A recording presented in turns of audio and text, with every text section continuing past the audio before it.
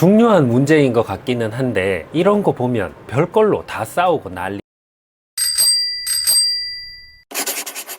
안녕하세요, 최용훈 교수입니다. 양치질을 할 때 칫솔에 물을 묻힐 거냐 안 묻힐 거냐, 물을 묻힌다면 물을 먼저 묻힐 거냐, 치약을 바르고 그 다음에 물을 묻힐 거냐, 이 세 가지 방법이 있겠죠. 글쎄 저는 한 번도 생각해 본 적이 없고, 참고로 저는 치약을 바르고 물을 묻히는 방법을 쓰고 있고, 왜 언제부터 이렇게 했는지도 모르겠는데, 여하튼 칫솔에 물 묻히는 걸로 트위터에서 엄청난 논쟁이 있었다고 합니다. 그래서 유명한 거기에다가 검색을 해 봤는데 친절하게 정리해 드리겠습니다. 우선 물을 묻히는 방법입니다. 첫 번째는 칫솔에 물을 먼저 묻히고 그 다음에 치약을 짜는 방법이죠. 먼저 물을 묻히면 칫솔모가 좀 더 부드러워지는 효과가 있고, 칫솔을 양치질 전에 한 번 더 깨끗하게 세척하는 효과가 있다고 합니다. 들어보면 그럴듯하죠. 그런데 칫솔모를 부드럽게 하려면 처음부터 부드러운 모를 사용하면 될 것 같기도 합니다. 다음으로는 치약을 먼저 묻히고 그 다음에 물을 묻히는 방법이죠. 제가 하는 방법입니다. 이 방법은 칫솔모를 부드럽게 해주고 또 치약을 살짝 녹여서 칫솔모에 잘 스며들게 해서 치약을 떨어뜨리는 일을 방지하게 해준다. 뭐 이게 장점이라고 하는데 이건 정말 무슨 소린지 모르겠습니다. 조심하면 되지 치약을 안 떨어뜨리려고 물을 묻힌다는.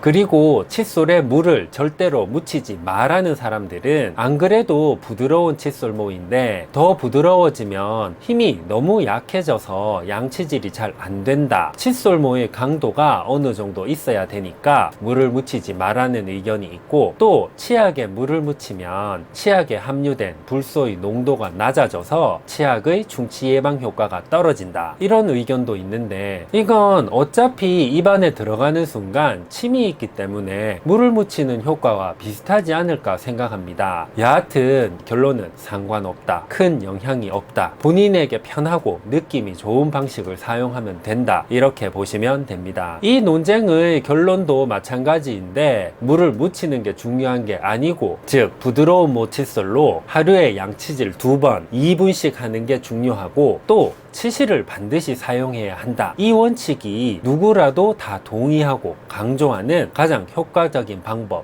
그리고 반드시 지켜야 하는 방법입니다. 기본과 원칙을 지키는 게 중요하지, 물을 묻히는 건 이 세 가지 방법 중에 본인이 가장 편하게 느끼시는 걸로 하시면 될 것 같습니다. 저는 물을 안 묻히면 너무 뻑뻑한 느낌이 좀 싫어서 치약을 묻히고 물을 묻혀서 양치질 하고 있습니다. 오늘 영상은 여기까지 할게요. 감사합니다.